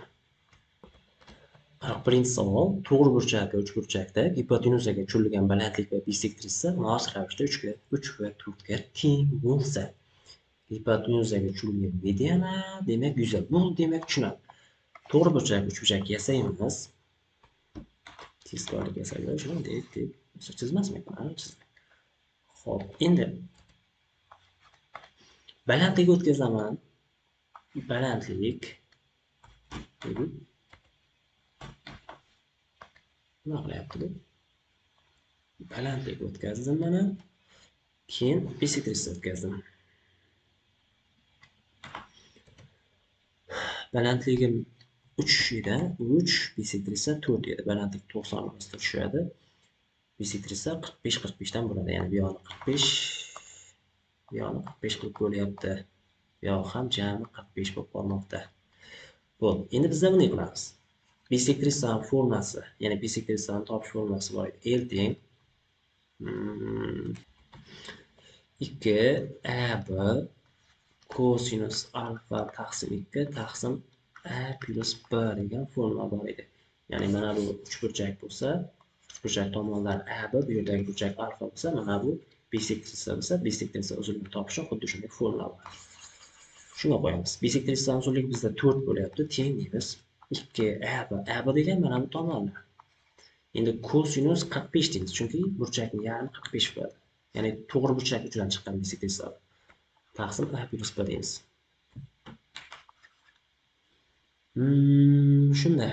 Izozlik taqsim 2 AB taqsim A plus B ning qiymatini aniqlaydigan bo'lsam, bu izozlik taqsim 2 izozlik 2, demak 2 izozlik 2 bo'lyapti. Xo'p. Endi bizga mediana kerak-da, to'g'rimi? Uzunlik bu yog'i mediana deb qo'ysam, mediana nuqta gipotenuza desam, buni kvadratga oshiramiz. Shunda kvadratga oshirib yuboraman. A kvadrat B kvadrat taqsim A kvadrat plus B kvadrat plus 2AB deyman. Teng 8 bo'ladi. Endi A kvadrat plus B kvadrat degan Pifagordan S kvadratga teng. A kvadrat B kvadrat taqsim S kvadrat plus 2 ko'paygan AB deymiz. Teng 8 ga. Endi bizda balandlik bo'yicha bunday qoida bor. Katetlar ko'paytmasi gipotenuza va unga o'tkazilgan balandlikni ko'paytmasiga teng. Shu joydan AB degan o'rniga 3 qo'yib ketamiz. Shunda AB 3 bo'lsa, ana bu 9S kvadrat taqsim S kvadrat plus 6S bo'ladi. Teng 8 ga. Xo'p, shundan 9S kvadrat teng 8S kvadrat plus 48S S kvadrat teng 48S desak, ikkala tomonni S ga qisqartirsak, bundan sana 48 ga kelib chiqadi. Endi S 48 bo'ladigan bo'lsa, gipotenuzaga o'tkazilgan mediana gipotenuzani yarmiga teng bo'ladi. Shuning uchun 48 taqsim 2 dan buni qiymatini 24 deb olamiz. Endi to'g'ri burchak, uchburchak yuzasini topdik. Endi buning yuzasi SH taqsim 2 desak bo'lmaydimi? Ya'ni gipotenuzamiz bizda 48, unga o'tkazilgan balandlik 3 bo'lamiz 2 ga.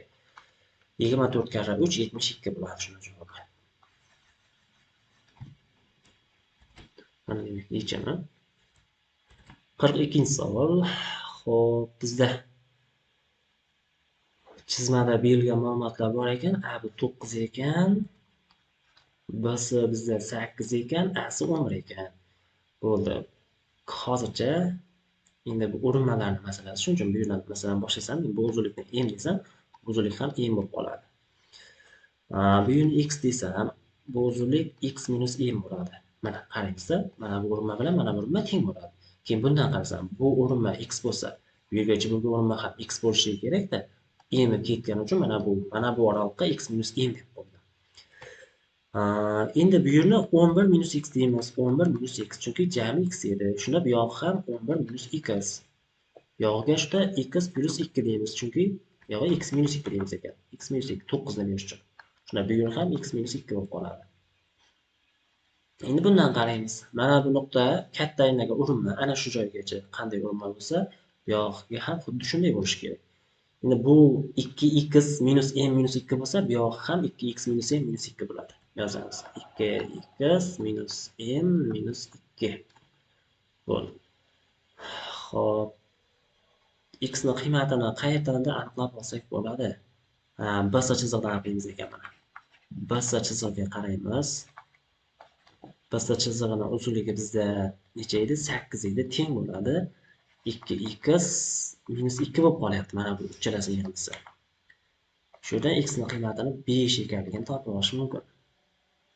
X ning qiymati 5 ekan, bizdan so'ralayotgan x ning qiymati 5 bo'ldi. Xo'p. Endi bunday qilamiz.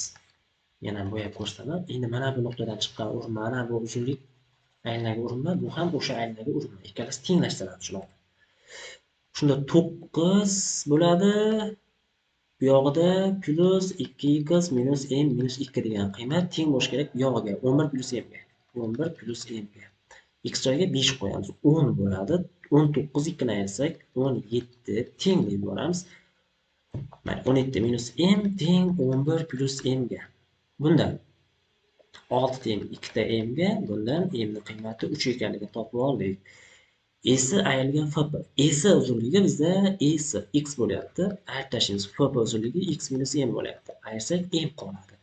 M ni esa biz 3 degandik. Demak, bu misolning javobi 3 bo'lib qoladi. Endi katta aylana bilan chegirlangan soha yuzi. Katta aylana bilan chegirlangan soha yuzi o'sha doira bo'ladi mana. Mana bu doiraning yuzi so'rayapti mana bu qismi. Buning uchun doiraning radiusini topib olishimiz kerak. Xo'p, endi shaklni qaytadan chizib oldim. Boshqa ilojimiz yo'q endi. Buni markazini belgilaymiz, buni markazini belgilaymiz.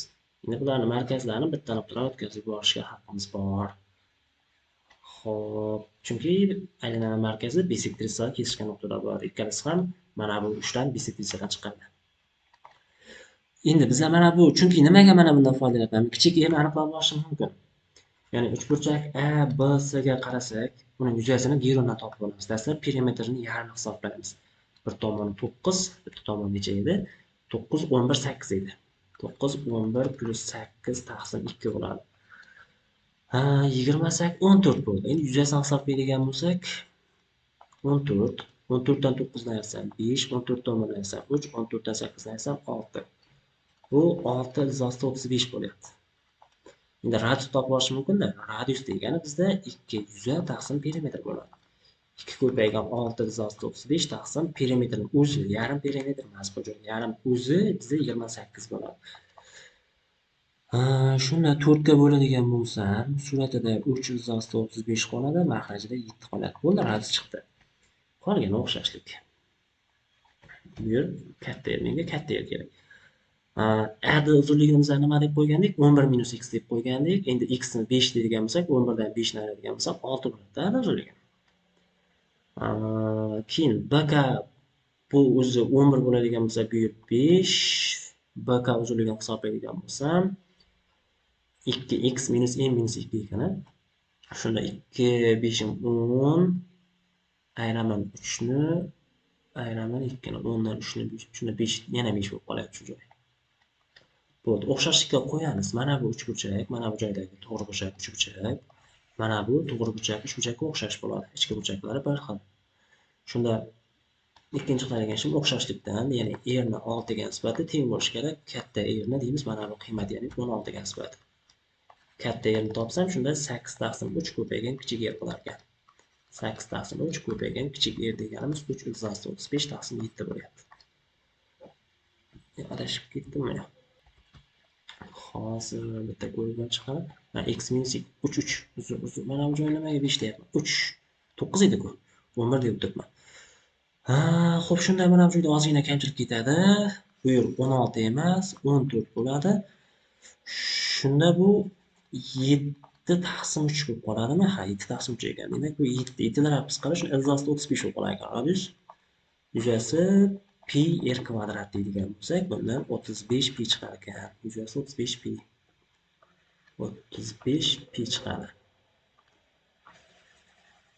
Javob 35 pi. 43-savol. Absidagi muntazam oltiburchak. Xo'p, tomonlari, o'rtalari, xo'p. Hammasi chizmada bor ekan. Shunchaki muntazam oltiburchak tomoni 6 ga aytilmoqda. KE kesma uzunligi. Mana bu kesma nima? Xo'p, bo'ldi. Unda Pifagor yasaymiz. A bilan n tutashtiramiz mana bunday qilib. Tutashtirdim. Keyin nima bo'ladi desa, bu yer 120 bo'ladi, to'g'rimi? Bu yoq ham 6 6 demak bu uzunlik 6 izosish bo'ladi. Pifagor. Mana bu 3.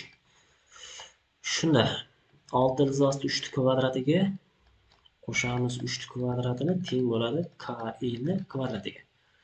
108 9 KE teng bo'lyapti izosida 117 ga. Shunda bu KE teng deymiz 3 izosida 13 bo'ladi. 3 izohida 13 topdik. 3 izohida 13 qo'yib qo'ydi shuni.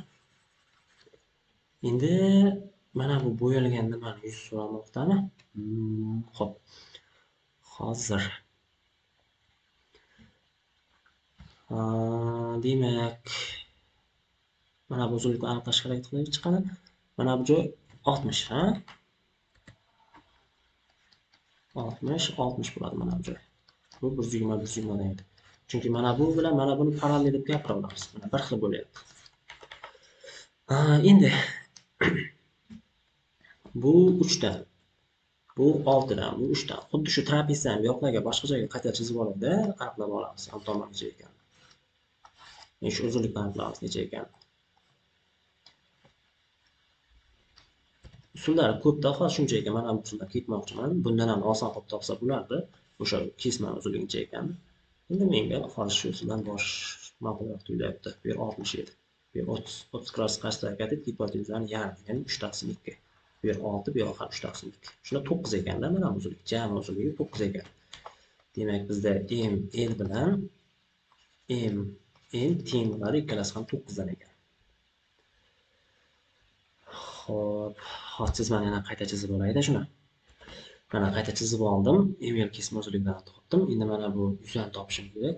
Endi bizlar bunday ideya, ya'ni bunday g'oya kelyapti. Bu mn chizig'ini bu yoqqa davom ettirsak deydik. Xo'p, keyinchi desak, nisbatdan foydalanishimiz. Mana bunday qilib tutashtirsak. Buni bunday qilib tutashtiryapman. Natijada bizda o'xshash uchburchaklar chiqadi. Mana bu joydagi burchak 60. Nima katta bo'lyapti?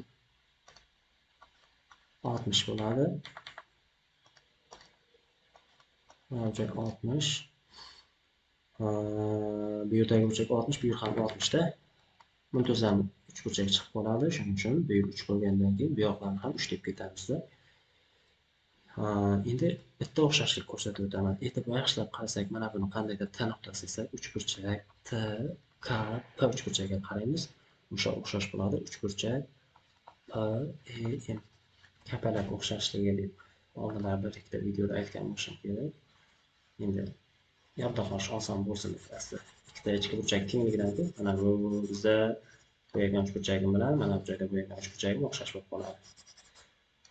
Endi bulardan nisbatni topamiz, o'xshashlik koeffitsiyentini topaman. Buni tomoni, bu uchburchak tomoni 6 bo'ladi. O'xshashligi shundan 6 bo'lingan bu yog'i bizda 3. Ya'ni 2/1 nisbatda ketyapti. Qolgan hamma tomon 2/1 nisbatda bo'lishini ta'minlab beramiz hozir. Bu 3. Endi biz mana bu uzunlikni bilamiz. Hozir javobni topdik. 9 dedikmi? Ha, 9 dedim. Shunda 12, jami uzunlik 12 bo'ldi. 12 ni 2/1 nisbatda bo'lishim uchun 8 ga 4 qilib bo'lishim kerak. Bu yerni 4, bu yerni 8 bo'lishim, bu yerga 5 qo'yaman. Endi mana buni tutashib yuboramiz bu joydan. Bo'ldi, deyarli misolimiz javob chiqdi o'zi. Mana buni tutashib yuborsam nimaga desak, mana bu 60 ku, to'g'rimi? Bu ham 60, bu yoq ham 60 bo'lyapti.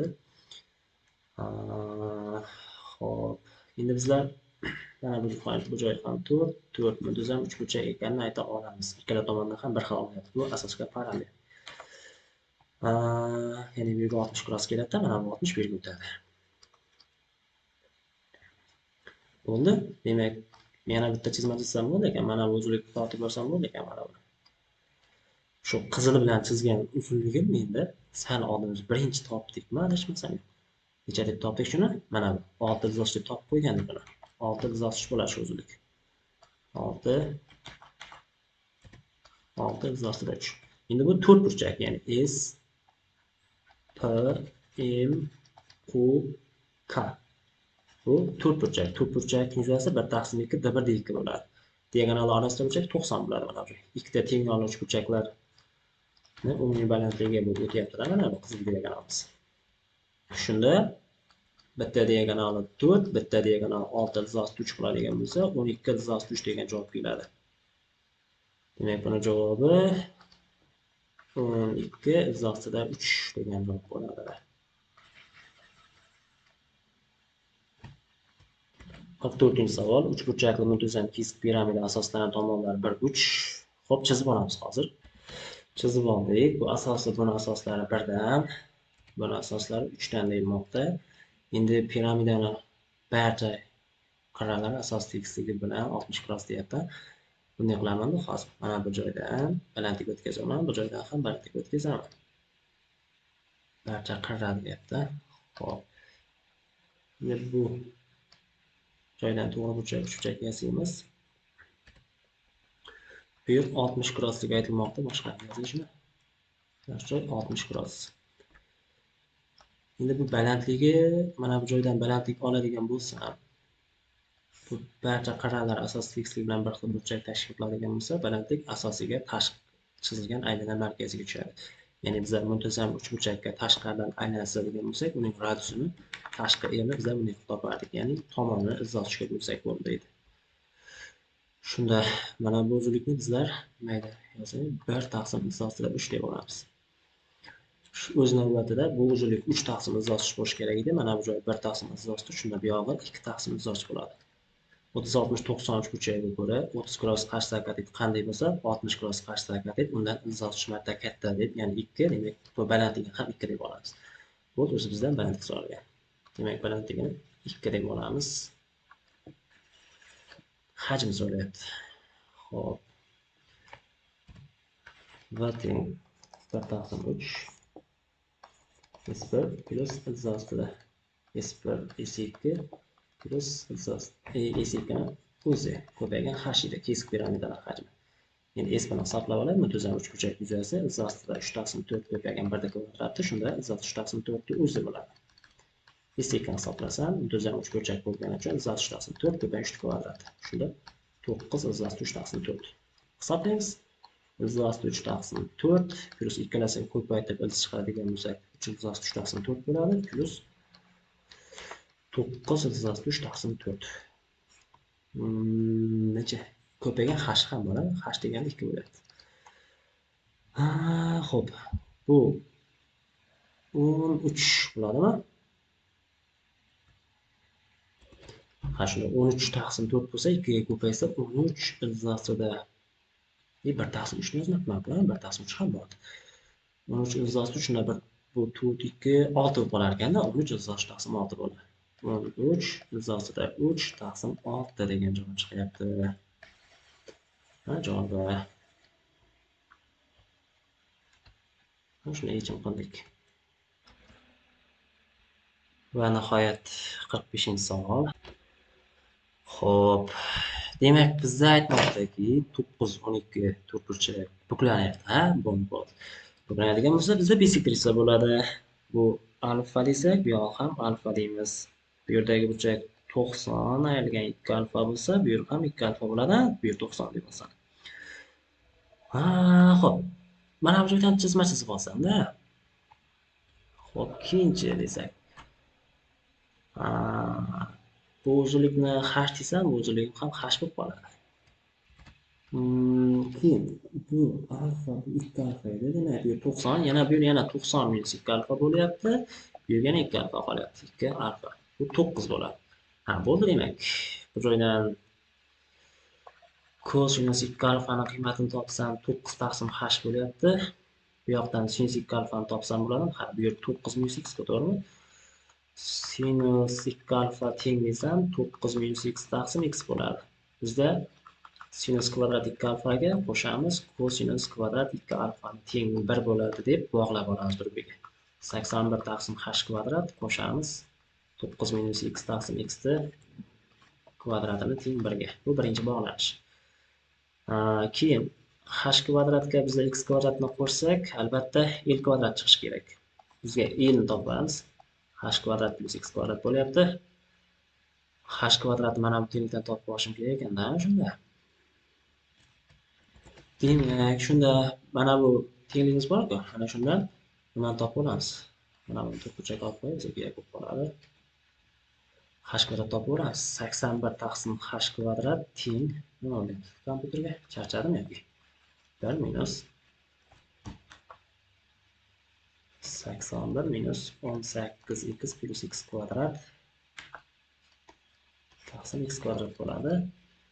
81 taqsim h kvadrat teng birdan h beriladigan bo'lsa 18x minus 81 taqsim x kvadrat bo'ladi. Va shundan h kvadratni topsam bo'lar ekan, teskarisi bo'ladi shunda. X kvadrat taqsim bularni 9 ga qisqartib yuboramiz. Dastlab 9 ga qisqartsam bo'ladi. 9 ga qisqartirgan bo'lsam 2x minus 9, mana bunda 9 qoladi. 9x kvadrat ketar ekan. Bo'ldi. Endi elga o'tamiz. El tengida izohda nima degandim? Mana bu joyga yozgandim. H kvadrat plus x kvadrat. H kvadrat o'rniga 9x kvadrat taqsim 2x minus 9 plus x kvadrat edi. Endi bizga ana shu ifodani minimum qiymati kerak. Endi men mana bu joy o'zgaruvchi deb shu joydan xoslab ketaman. Ildiz bo'yicha hosil olib o'tish shart emas. Shu ichki qismidan xoslab ketsak ham bo'ladi. Xo'p, shuni hosil oladigan bo'lsam, demak nima olamiz? Hosila kerak bizga. Hosil olsam 9x ni hosilasi 18x, ya'ni mana bu qismdan bo'linma bo'yicha hoslab ketadi. Yoki yozay shuni. 9x kvadrat taqsim 2x minus 9 plus x kvadrat ifodamizga minimum kerak bo'lgani uchun hoslab nolga tenglaymiz. 18x 2x minus 9 ayiramiz. 9x kvadratni o'zi markazdan hosil olsak 2 taqsim 2x minus 9 ni kvadrati plus 2x teng 0 bo'ladi. Xo'p, 36x kvadrat minus 162x minus 18x kvadrat taqsim 2x minus 9 ni kvadrati teng bo'ladi minus 2x ga desam. Mana bu 0 edi. Keyin bu hisoblasak yuqorida 18x kvadrat minus 162x taqsim 4x kvadrat minus 36x plus 81 teng minus 2x desak. Minus 2x ga qisqartib tashlasam 81 minus 9x taqsim 4x kvadrat minus 36x plus 81 teng 1 bo'lsa, tenglashtirib yuborsam, ya'ni ko'paytirib yuborsam 4x kvadrat 36x plus 81 teng 81 minus 9x. Bunda 4x kvadrat bo'ladi, minusdan 27x bo'ladi teng 0 ga. X qiymati 27 taqsim 4 ekan. So'raganlar x dan. Ha, so'rabdi. Demak 27 taqsim 4. Xo'p, endi buklama elning eng kichik qiymati. Elni so'rayaptimi? Elni ham hisoblab qo'yishimiz kerak ekan. Shu joylar ham bor, ha. Mana bu joylarni hisoblay shunda. El teng. Bu ham bitta ishtami? Ha, bundan x kvadrat chiqarib yuray, x deb bizdan tashqariga. Shunda 9 taqsim 2x minus 9 plus 1 qolar ekan.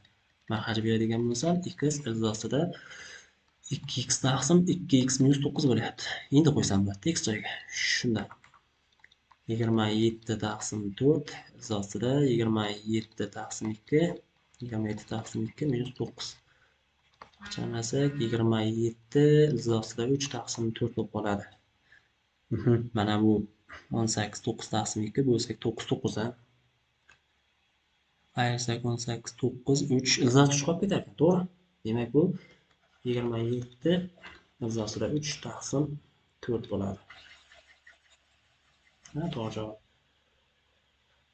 Shu bilan deyarli yechimlarimiz tugadi. Demak, yechimlarni tugatib oldik mana. Xo'p. Keyingi videolarda ko'rishguncha xayr, sog' salomat bo'ling. Video haqida fikr mulohazangiz bo'lsa kommentariyada yozib qoling.